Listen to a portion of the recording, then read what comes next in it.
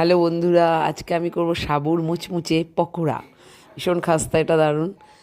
দেখো, বাদাম লাগছে, বেসন লাগছে, আচ্ছা লবণ, এটা হচ্ছে সাবুকে আমি একটু গুঁড়িয়ে পেস্ট করে নিয়েছি, চিনি লাগছে একটুখানি। আমার এটা যদিও আমি আজকে একাদশীর জন্য করেছিলাম, তো ওই জন্য আমি সন্দব লবণ ইউজ করেছি।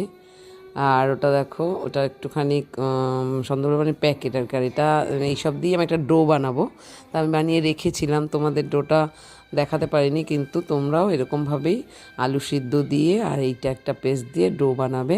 দেখো, ডোটা আমি করে আবার এটা নানান শেপে আকারে গড়ে তুলেছি।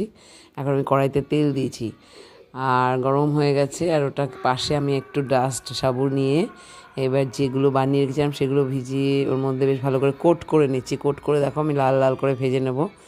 আর যখন তোমরা করবে ওর মধ্যে সিদ্ধ আলু দিয়ে আর ডাস্ট সাবুর গুঁড়োটা দেবে, আর যা যা দেখালাম বাদাম সব কিছু দিয়ে মেখে দেখো আমার রেডি।